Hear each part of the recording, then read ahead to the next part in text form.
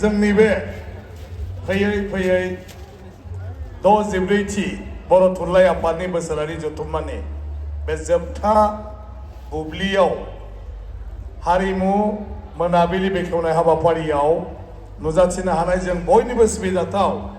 जोंनि बड'लेण्डनि मानाव गेदेर EM जों दा दंफायो जोंहा विल्सन हाजदा मानाव गेदेर बिथां बेनि उनाव जोंहा MCLA दं जोंहा भबेन चन्द्र बर' बिथां MCLA आरो जोंजों दङ जोंहा जुदिअ जोंनि कालचार साब कमिटिखौ दैदेनबाय थादों गासै मोसानाय मुसुरनाय नुबाय थादों बिनि आन्दोनि सुबुं आरो बायदिसिना मेथाइ गोदानै सुजुनाय आरो बेफोरखौ कम्प'ज खालामजोबनानै जोंनो खोनासंहोनाया जोंनोल' नङा गासै बेवहाय नुजाफैनानै बाहागो लाजोबदों बर'नि एकदमबारे बैसो जानाय गासिबो रिटायार्डनिफ्राय लानानै दानि लाइमोनफोरसिम जिसिबां थुनलाइगिरि दं गासिबो बे डिमाकुसिनि दैमु नोगोर जथुमाव फैजोबदों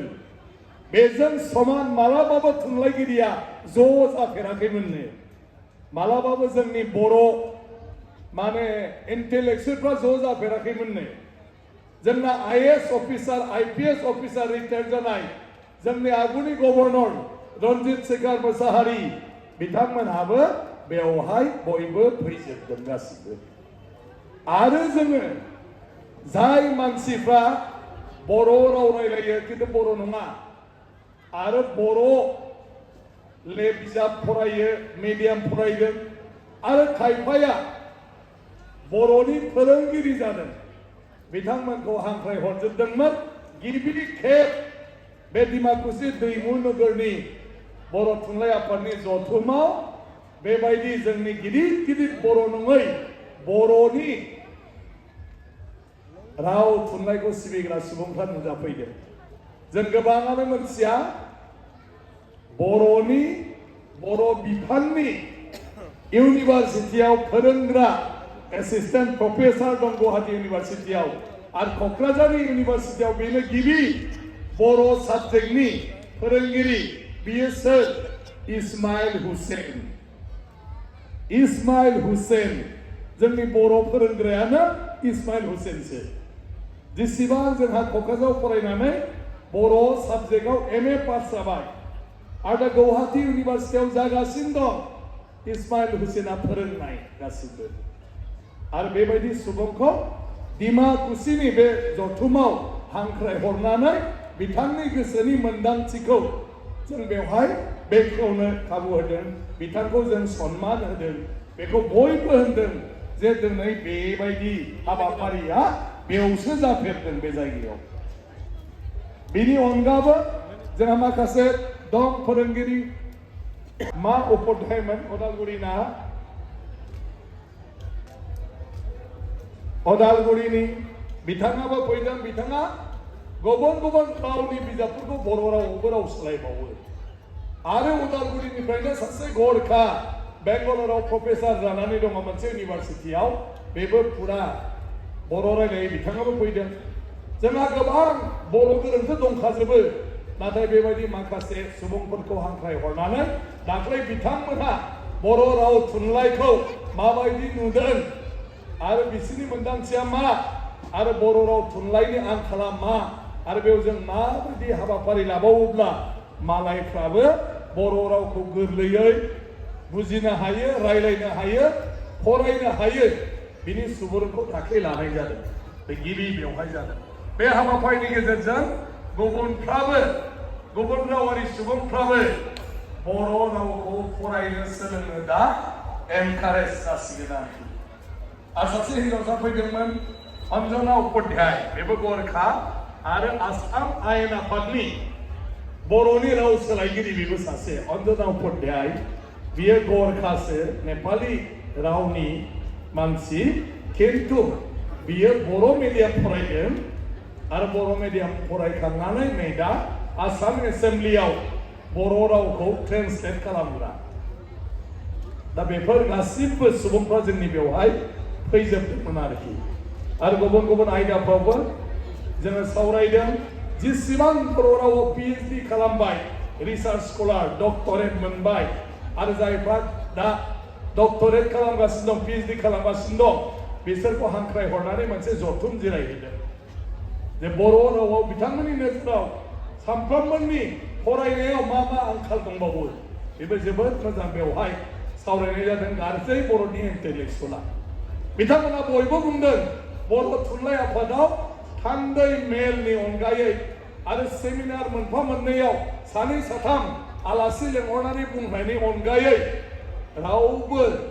बेबायदि बायदिसिना फिल्डआव जाय एक्सपिरियेन्स गोनां टेलेन्ट मानसिफोर जायफ्रा इन्टेलेक्सुवेलफोर बिसोरा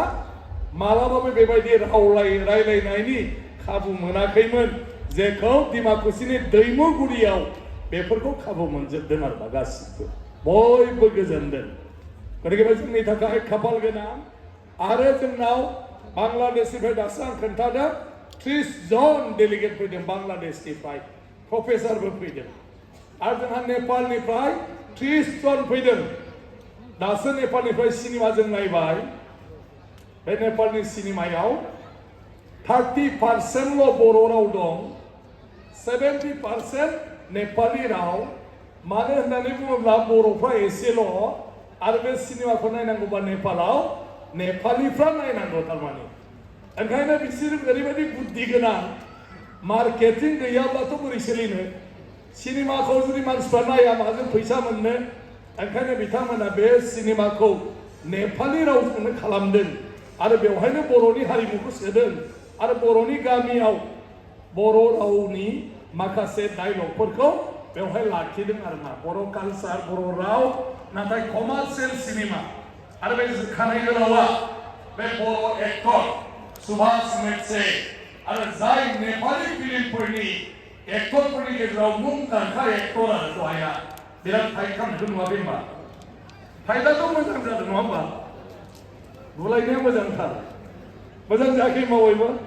बेबायदि बे एक्ट्रिसफ्रा बर'जों बेबो बर'सो माखासे गोबां एक्टरफ्रानो 50 जौखोन्दोनि बारा माने एक्टर एक्ट्रिसआ बर' बे एक्ट्रिसआबो बर' नाथाय बिसोर कमार्शियेल जे नेपालाव बर' रावनि जोब्बा नेपालिफ्रा नाया माने बुजियाबा मा नायनो ओंखायनो बिसोरो बेखौ खालामदों बिसोरनि बुद्धिखौ जोंबो सोलोंनांगौ जोंनि सिनेमायावबो गेजेर गेजेर हारसानि रायलायनाय आदिबासिनि रायलायनाय नेपालिनि रायलायनाय सोदेरब्लासोना बिसोरबो नायगोन होमब्लासो फैसा मोनगोन जोङो सिनेमायाव डायलगफोरखौ आरोखि मालाबा मालाबा जोंबो एसे दा एक्टर एक्ट्रिसआ डिमाकुसियाव बेरायहैबा बेवहाय आदिबासिनिबोथ' रायलायनांगोन ना एसे नेपालिनिबो रायलायनांगोन ना नङा होमबा दसेयाव माइ गायनायाव बर' रायलायगोन आरो अबेबा कलेजावथ' लोगोफोरजों एसे एनै माबोरै दं होननानैथ' बिसिनि रावजोंबो फंसे फंनै सोंजायो नङा होमबा आरो होमबाना बयबो बिसोर इन्टारेस्ट मोनो आरो होमबाना बिसोरबो सिनेमाखौ नायो ओंखायनो बे नेपालनि मेचे बर' भाइफोरनि बिसिनि बुद्धिखौ जों लानांगोन आरो दहाय नायदों बिराद मोजां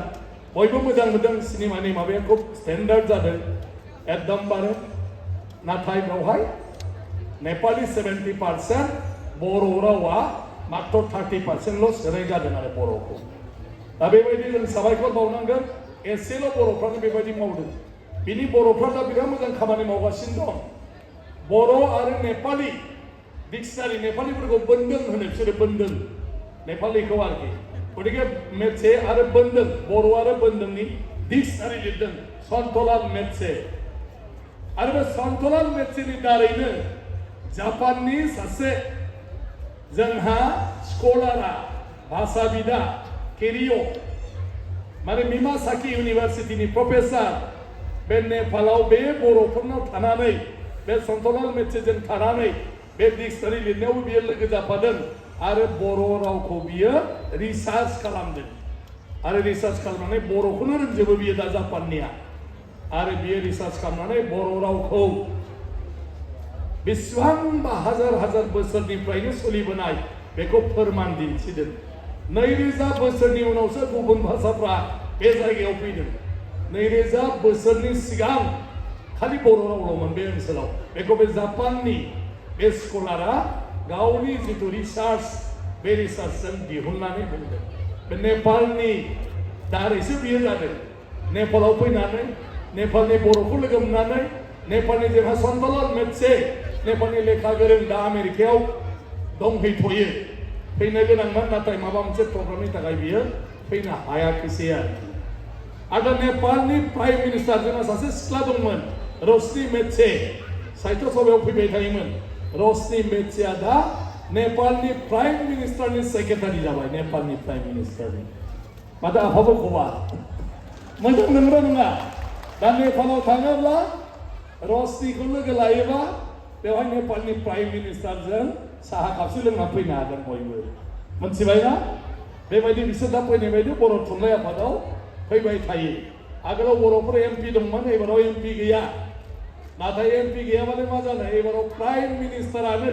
सासे बर' सिख्लाखौ गावनि स्टाफआव सोनानै लाबाय दा प्राइम मिनिस्टारखौ जोबोद मोजां मोननानै बेफोर जोबोद मोजां जोंहा बांलादेशआव खजेन्द्रलाल त्रिपुरा होननाय एमपि दं दा बियो मन्त्रि आरो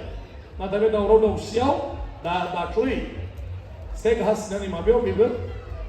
माबा जाथ'नानै दङ आरोखि बेवहाय दा सासे मन्त्रि दं खागड़ाछरि होननाय जायगायाव जोंनि बायदि अट'नमास काउन्सिल दं बेवहायबो खागड़ाछरियाव दा बांलादेशनि जायफ्रा फैदों जाय बिसोर मेथाइ खननो नागिरदों आरोखि आगोलनिफ्रायनो दा बे जोंनि थाखाय देरगानायनि बाथ्रा वेस्ट बेंगलनि मानसि फैदों वेस्ट बेंगलावबो जोंहा एमएलए दङमोन गोबाव सम एमपिबो जाखांबाय आगोलाव फ्राय 3 लाखसो सुबुं वेस्ट बेंगलाव दं बिसोर गासिबो दिनै दैमुगुरि बे डिमाकुसियाव फैदों बे जों बयनिबो थाखाय देरगाथाव बिनि अनगाबो जोंनि बे बर' थुनलाइ आफादाव माने गोबांथार हादोरनि एम्बासादरफोर जाय प्रतिनिधि राष्ट्रदूतफोर बिसोर फैदों जोंनाव जों हांख्रायहरनाय लेखा मंगलिय होननानै जोंखौ बुंना लायो आरो मंगलियनि मानसिफ्रा जों बायदिनो गतिके मंगलिय हादोरनि जोङो एम्बासादरखौ लिंहरदोंमोन आरो बिथाङा जोंखौ बुंदोंमोन जुदि माखासेफोरखौबो इनभाइटेसन हरोबा आं लेंनानै लांजोबनो हागोन आंल' मानो थांनो सासे मंगलियनि एम्बासादरा राष्ट्रदूतआ जोंनि थाखाय बुंदों जे आंजों लोगोसे आं माखासे दस्रा देशनिखौबो लांफानि माबायदि जोंनि फारसे साननाया आरोखि बिनि उनाव जोङो इनभाइटेसन हरबाय गावनो नाम लिरनानै बिसोरखौ लेंजोबदों जोंनि लाइजामाखौ आरो मेया बेबायदि जोंहा 14 सा जोंनि एम्बासिनि मानसिफ्रा सफैदों आं एसे फरायना होनोसै देशफोरखौ दा जोंहा मेया फैदों मंगलियानि एम्बासादर गानपल दामबाजक आरो चिलीनि एम्बासादर फैदों जहान आर एंगुलु मन्सलक आरो केमेरुन हादोरनि फैदों जोंहा हिन्जाव सोबाव मिस सिल्वी माइसेले मापल बिनि उनाव जोंहा बांलादेशनिफ्राय फैदों मोहम्मद नुरुल इस्लाम आरो बिनि उनाव जोंहा फैबावदों लेस'ट'निफ्राय आरो मिस्टार कुलुमो लिनुस थाबां कंग' हादरनिफ्राय फैदों मेया बेनि जोंनि एम्बासादर मिस्टार कायरियुक गनवाला बिनि उनाव सात हादरनिफ्राय फैदों मेया मिस्टार हिसिन इउ सिदु बिनि उनाव जोंहा मोजाम्बिक हादरनिफ्राय फैदों मिस्टार इजिदिय राफे आसामुन्दिने बिनि उनाव जोंहा ताजिकिस्ताननिफ्राय फैदों मिस्टार काबिरक मिर्जो सारी बिनि उनाव आरो जोंहा बांलादेशनिफ्राय गुवाहाटीयाव थाग्रा एसिस्टेन्ट कमिशनार बेबो फैदों चिलीनि जोंनि कमिशनारनि बिसिबो फैदों बिनि उनाव जोंहा बेबायदिनो गासै 10 हादोरनि जोंहा एम्बासादरफोर मेया फैदों आरो फैनानै बिथांमोनहा बेरायजोबदों नायजोबदों जों बेवहाय सिनायथि होदों फंसे बुंदों जोबोद मोजां मोनदों आसरित खोथाया बेसो गियाल'ना बिसोरो एम्फौखौ जालांजोबदों मेया एम्फौखौ बे एम्फौ एवनायखौ मेया जालांजोबदों ओमफ्राय जौ बिदै गासिबो जौ बिदै लोंजोबदों बिसोरो मेया माने जोंनि हारिनि नालाय बिसोर जौ लोङामोन सोरबा नाथाय बर'फोरनि जौ होननानै माबायदि होननानै बिसोर मैया जौखौ लोंलांदों जोंनावथ' एसे खुगाया बारा जालांदों बिसोरनाबो एसे नांदों दा माइब्रा बिदै ना हमनो हायाखै आरोखि बिसोरो आसरित बिदिनो अमा बेदराथ' जादों गासिबो मैगं जि होदों जाजोबदों नाफामखौ सासेल' जादों माखासेया मोनामसुनानै दोनदों एसे बांद्राय नालाय जोंना नाफामा खिन्थु एसे बयबो लानाय जोबदोंमोन खिन्थु मोनामसुनानै एसे हानाय नङा होनदों आरो बेखौ खिन्थु सोलाबाथ' नांबावगौ होनगौमोन बिसोरो सोलायाखैना खिन्थु बाखि बिराद मोजां मोनजोबदों बे बर' न'खर नायदों गासिबो नायदों गोमोजोबदों बिसोरो दा बिसोरो बुंदों जे गावसिनि जिथु एक्सपिरियेन्स गावसिनि हादोरनि सिगाङाव बिसोरो मोनसे जोंनि सोमोन्दै बिसोरो गासिबो जनायगोन आरो जेब्लानो थाङो बिसोरो बे मोनसे गोसोखांथाव बाथ्रा जे भारताव जे बर' होननाय जाथि दं आरो बे बर' होननाय जाथिया जे बिराद कालचार राव थुनलाइ गाननाय जोमनाय मोसानाय मुसुरनाय बेखौ बिथांमोनहा मालाबा बावनो हाया आरो बेफोरखौ बिथांमोनहा फोसावगोन बिनि गेजेरजों जोङो 10टा हादोरा दा बर'फोरनि बाथ्राखौ मोनथिसिगोन एसे 10टा हादोरा आरो बिसोरो दिल्लीयाव आरो माखासे एम्बासाडरफोरजों जेरावनो ज' जिरायलायो रायलायलायो जोंनि बड'लेण्डआव बे डिमाकुसियाव फैनानै बे साहित्य सभानि बाथ्राखौ बिसोरो मालायनोबो खोन्थाबाय थागोन गोबां फट' लांदों गोबां भिडिअ खालामनानै लांदों आं सानो बे जोंनि थाखाय बिराद गिदिर बाथ्रा दा आसामनि माखासे सुबुंफ्रा होनदों माब्लाबाबो आसामाव खुनु मोनसे जथुमाव बेबायदि 10टा हादोरनि एम्बासाडर फैफेरनाय रेकर्ड गैया 10टा हादोरा बाहागो लानाय रेकर्ड गैया ओंखायनो डिमाकुसिया रेकर्डआनो जाजोब्बाय आरो मा दा ओंखायनो जोबोद गोजोननाय मोनदों खस्थ' मोनदों बयबो दिनै गोबाव सम जाबाय जानाय उन्दुनाय थिग गैया मावग्राफ्रा आरो नोंसोर मावफैयाखैथ' आराम दं थेवबो नुनायाबो मेंदों नङा होमबा दाबो साननैसोथ' जागोन ना जालालाय होनबाय थादोंमोन थुम्बुआनो नैबेबो जायाखैमोन दाख्लै बेखौ खैदिनाव दिहुनदों साननैजों दिहुनदों साननै नङा होमबा साननैयावनो नैबे दा जिरायनायखौ मावनानै दिहुननांदों दुब्लियाबो रानाखै बाला रोगा रोगा होनांदों आरो खुन्था गायनो हाथावबा दैयासो थफ' ओंखारो बेबायदि बहुद जाथायनि गेजेरजों जोंनि बे बर' थुनलाइ आफादनि जथुम्माया बिराद मोजाङै जाफुंलांबाय बे बर' थुनलाइ आफादाव जों बयनोबो मोनसे मोनदांथि होबाय बयबो होनदों बे गोदान कनसेप्ट आरो जों बे बर' थुनलाइ आफादाव डिमाकुसियाव मोनसे जुगामि निगाजि बर' हारिनि खाम्फा गायसननानै दोनबाय जोंनि बर' थुनलाइ आफादनि जि नेरसोन सिन इमब्लेम बेखौ जोङो राजस्थाननि अन्थाइजों बेसेबांबा गिदिर पारमानेन्ट बैयाव जों गायसननानै दोनबाय दा बेवहाय पारमानेन्ट बांग्रि मावनानै जों थैजोबब्लाबो अन्थाइया हाजों फबजाब्लाबो बे अन्थाइया जों सेवबाबो अन्थाइया सेवनाय नङा अन्थाइया थाबाय थागोन सोरबाया देनांहाय जावखांनानै मोनोबा बेनिफ्राय मोनसिगोन जे बेयाव बर'फ्रा रायजो जादोंमोन बर' राव गेवलांथों बे अन्थाइयाव लिरनाया जेब्लाबो थाबाय थागोन दिनै सारा बर'नि गेजेरावनो जुगामि बर'नि बे थुनलाइ आफादनि नेरसोनखौ अन्थाइजों दाननानै बेबायदि दोननाया डिमाकुसियानो गिबि बयबो बाख्नायदों बेबायदि खामानिसो मावनांगौ होननानै बेबो एसेल' नङा अजना 2 लाख केजि 2 लाख केजि बयबो दस्रा दिनाव फै दांलायनानै नाय 2 लाख केजि बिनि गोजौआ दा हानिफ्राय 19 फुट गोजौ 19 फुट गोजौ मोनथिबाय ना बेवहाय डिमापुरनि बायखोन्दा नेरसोन बर' साहित्य सभानि सिना बेखौ फुरा अन्थाइजों दानदों बेवहाय कामाख्यानि मोनसे बायखोन्दा नेरसोन नैबे हाजो आगर बेखौ फुरा बे अन्थाइयाव दाननानै दोननाय जादों आरो गतिके बे जुगामि बे मालाबाबो आरो गोमोरनानै थांला बे जाबाय जोंनि गिदिरथार मावनो हानाय जोंहा बिराद खौथि थांदों नाथाय बियो 25 लाख पसिस लाखासो थासिगोन खौथिया जानानै सेस फायनानै सेस नायदो नंगौना नङा एथ' खौथिनि बेखौ जों गाबोननो सिफायसिगोन एथ' ओंखाम जाबाय बयबो गाबोननो खिबानो जोब्बाय बे उदैयाव थाला मोनथिबाय खौथिया थांबाय नाथाय एसेल' फैसाजों जों मोनसे बेसेबांबा गिदिर बे कनफारेन्सनि मुङाव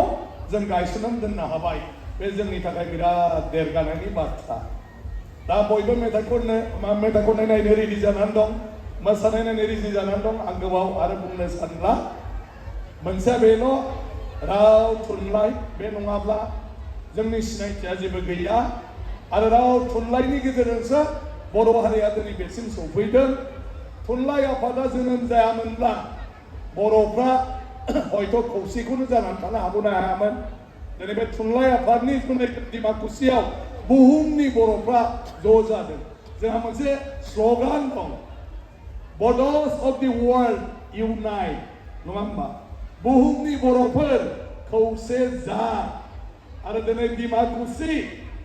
दैमु नोगोरा दिनैहाय बिनि फोरमान जाबाय बुहुमनि बर'फ्रा बेवहाय ज' जाफैजोब्बाय बुहुमनि बर'फ्रा बेसेबां गिदिर बाथ्रा जों जायखौ खुगाजों बुंबाय थायोमोन नाथाय मोगथाङाव डिमाकुसिया साखि जाबाय जे बुहुमनि बर'फ्रा दिनै खौसे बांलादेश नेपाल दिनै गासिबो बेवहाय फैजोब्बाय वेस्ट बेंगलनिफ्राय मेघालयनिफ्राय लानानै गासिबो बेवहाय फैजोब्बाय आरो जेरावबो बर'फ्रा बाखि थालाङाखिसै त्रिपुरानिबो फैदों डिमा हासावनिबो फैदों बिसोरबो लेक्सार होनानै थांगोन गतिके बुहुमनि बर'आ खौसे जा नङा बेवहाय बुहुमनि बर'आ खौसे जाबाय होननायमोन आगोलाव दा जोबथाबाय आरो नाथाय बेखौ हमथानानै लाखिनांगौआ जों बयनिबो बिबान थुनलाइ जों लिरनांगौ जों फरायनांगौ जों गासिबखौबो नायनांगौ डिमाकुसिया मोनसे उदाहरन जों दिन्थिदों बर'नि थियाटारखौबो लाबोनानै जों देखायदों मानो देखायदों बर'नि थियाटारखौ जोंना थियाटारखौ नायनोनो नागिरा नाथाय थियाटारखौ जों नायाबा बिसोर बबाव फैसा मोननो फैसा मोनाबा थियाटार मालिकआ बोरै फोथांनानै लाखिनो दरमाहा मोनाब्ला सोर एक्टर एक्ट्रिस जानो थियाटारखौनो रावबो माबा खालामाबा नायाबा सोर नाटक लिरनो गतिके जोंनि हारियाव थियाटारा थांनानै थानाय नङा ओंखायनो थियाटारखौ जों नायनांगौ प्रथमाव मोजां जानाय नङा फैसा गैया नालाय जों नायबा फैसा मोनगोन साबसिन जागोन मोनसे थियाटाराव बेसेबां खरसा सासे एक्ट्रिसआ थियाटार जोबजासे खैथा दख'ना नांगौ खैथा मेकआप बायनांगौ देलाय सासे एक्ट्रिसआ नंगौना नङा मेकआप खालामाबा जों नायगोन नामा खानायफ्राबोथ' बिरबाय थानांगौबा सेम्पुआनो खेबब्रैसो फुनांगोन खोमा बे फैसाखौ बबाव मोननो बियो एक्ट्रिसआ एक्टराबो खैबार गस्ला लंपेन्ट सोलायनांगौ जायो फालाय बबाव मोननो ओंखायनो थियाटारखौ जों नायनांगौ नायनो बायोबाबो टिकेटखौ दाननानै दोननांगौ जाहाथे फैसाखौ मोनो थियाटार लाबोग्राफ्रा खिन्थु बेवहाय ओरैनो मोननायखाय सानफ्रोमबो सिटआनो गैयानो थियाटार नायनाया ओरैबायदि जोंनाबो हारिया ओरैनो रायलायबाय थाखायो ओरैनो मोनबा आला खाट्राखौबो जायो होननानै आल खाट्राखौबो दा जेखौ थियाटारा सानफ्रोमबो पेन्डेल बुङा खिन्थु बर' थुनलाइ आफादाव थियाटारा सानफ्रोमबो खालि जायगा गैया मानसिया भर्तिजों दा बेखौ जों लाखिबाय थानांगौ बयबो थियाटार नायनांगौ आरो 50 बा 100 रां होनानै जों नायनांगौ बेजोंनो जोंनि थियाटारा थांनानै थागोन बेजोंनो जोंनि एक्टर एक्ट्रिसआ गावसिनि जिउखौ खुंनो हागोन जों हाला नालाय बिसोरथ' लाखिनांगोन जोंनि हारिमुखौ बेखौ जों खालामदों आरो दा बेवहायबो जेसेबां दं जोंनि जायगानि मोसाग्रा दामग्रा देग्रा खनग्रा जों बिसोरखौनो गासिबखौबो दिन्थिहोबाय थादों दिनैबो बेनो जाबाय थागोन ओंखायनो बे मोनाबिलियाव बयनिसिमबो गाहाम हामलायनाय थाबाय जोब्बाय नालाय मोजाङै रंजादो इसोरनाव बेखौनो आरज गाबदों जेरै जों बेवहाय जयै रंजा खुसि सफैदों बिदिनो न'आवबो जों रंजा खुसियै जाहाथे सफैफिनो जेरै दाख्लिनिफ्राय मोजाङै मोजां जालांगासिनो दं दिनैबो जाहाथे जोबथारजासिम मोजाङै मोजां जालांजोबो ओंखायनो बे गिदिर बाथ्राखौ बुंनानै बयनिसिमबो फिन नोंथांमोनखौ बे जथुम्माखौ खुंफुंनायाव गासैबो थिंनिफ्राय मदद होनायनि थाखाय गोसो गोरबोनिफ्राय आङो जोंनि रिसेपसन कमिटि